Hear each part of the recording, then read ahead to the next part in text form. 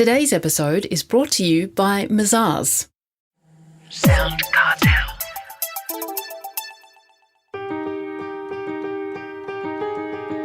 From SoundCartel, I'm Nicole Goodman, and this is Business Essentials Daily.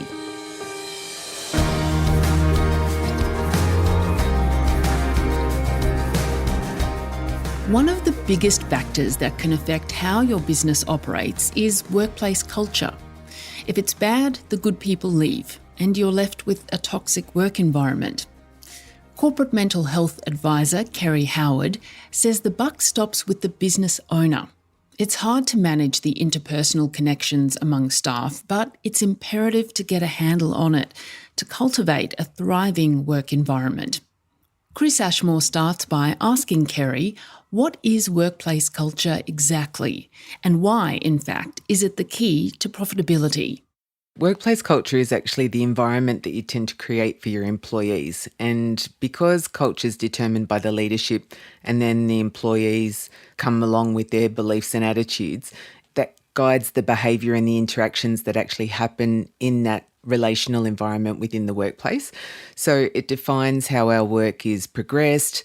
The reason that it kind of impacts profitability is because it can create bottlenecks where there's micromanagement environments, for example, and that creates some inefficiencies and basically leads everybody to feel a bit unhappy.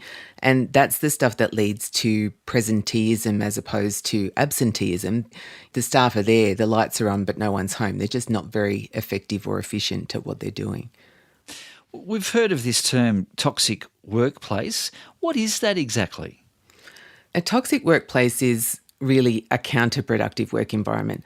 So if we look at toxicity in its purest form and want to define it, there are certain characteristics like passive hostility, shaming, indifference, team sabotage, negativity and exploitation. And those things, either in isolation or in combination, impact the psychological well-being of the staff.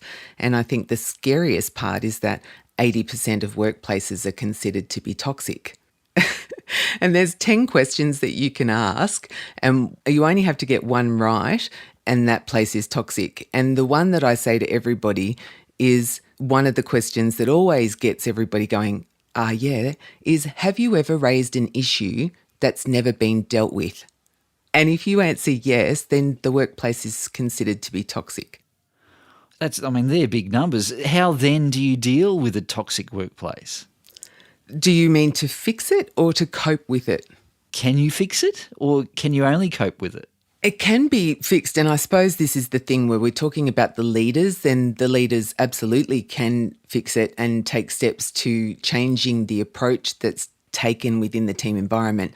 In terms of do you cope with it, there's some interesting statistics. About 45% of people who are in a toxic work environment just think that there's nowhere else that's going to be any different. So they just put up with it and sit in it and tolerate it and whinge and moan and carry on about it, but don't actually leave it. Then you'll have about 35% of people who will agitate to have something different. They're the ones that will stand up and say, you can't do this to us. And, they'll go to Fair Work and do whatever. And then the remainder of the 30% will just leave. They'll leave a toxic workplace and go and find somewhere else. So it's really interesting because if you've got a third of your workforce agitating everybody else to, fight and stand up against it, and half of them are pretty passive and just tolerating it, and the other third disappear, on a routine basis, you've got lots of negative impact in terms of staff turnover and some of those other challenges that really start to impact the profitability of any business. And so it's very important actually to start looking at workplace culture as the main thing that we can do to improve retention and actually save us money in the long term. So what does the boss do then to fix it? It starts with the boss. I suppose the first step is just to recognise it's occurring.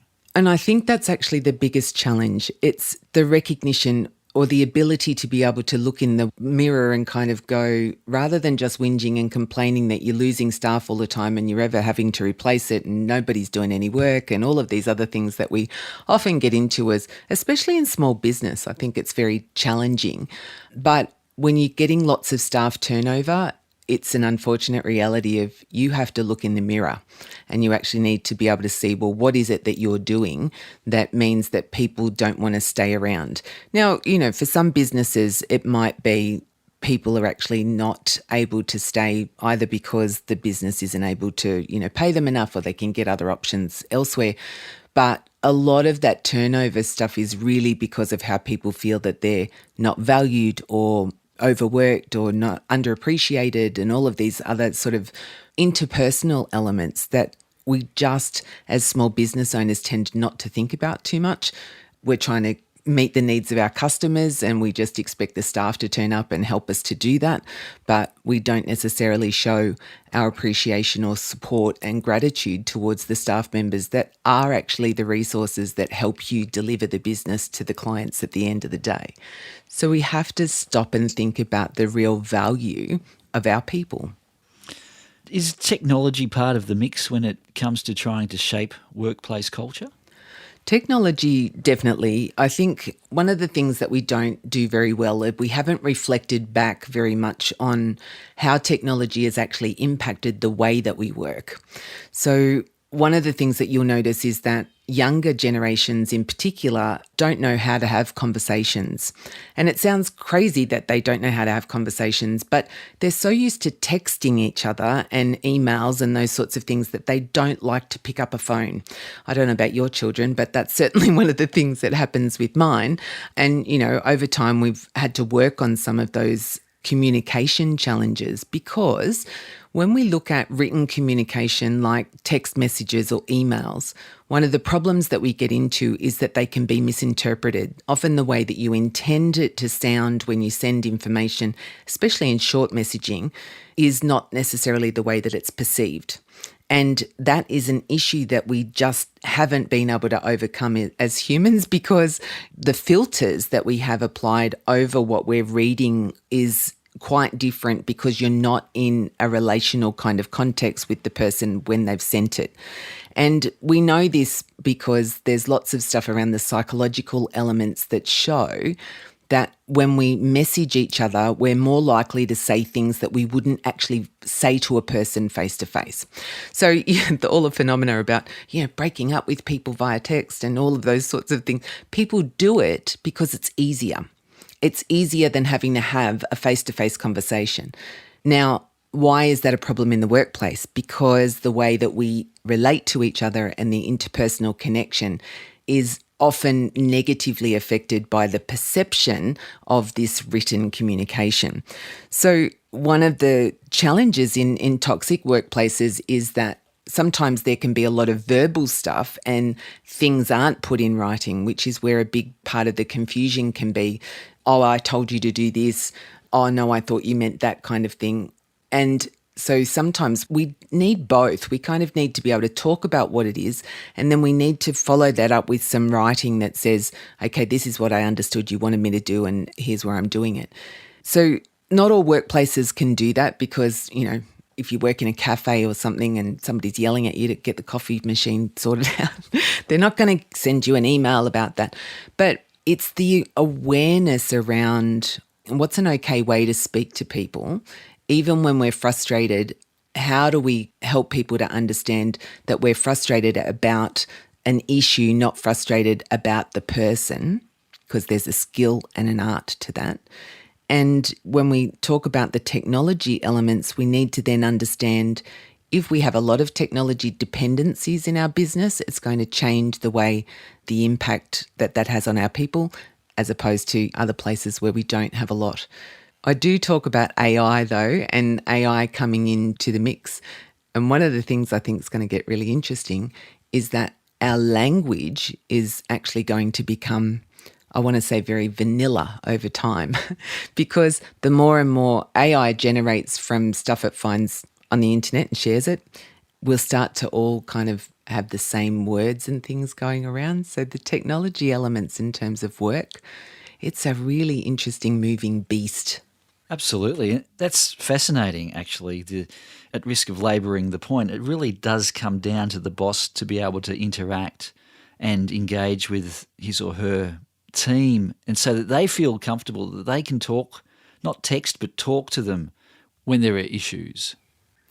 Yeah, and I think one of the things we need to recognise too at the moment, what makes that more challenging is that we've got more than 50% of small business owners reporting poor mental health themselves. And that means that they're going to show up in the workplace probably more grumpy and not necessarily listening the way that they need to. So the awareness of needing to get your own stuff sorted out, we always say, you've got to clean up your own backyard before you start pointing fingers at everybody else's mess. It's a bit the same. And I think that self-awareness building is really important. That was mental health advisor Kerry Howard.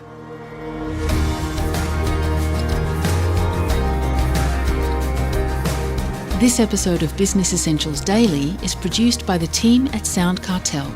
Thanks for listening. I'm Nicole Goodman. We'll bring you more Be Daily tomorrow. Follow at BE Daily Podcast across social media and head to bedaily.com.au for more from the Business Essentials Daily podcast. SoundCartel. This episode was brought to you by Mazars. To find out more, visit mazars.com.au. That's mazars.com.au.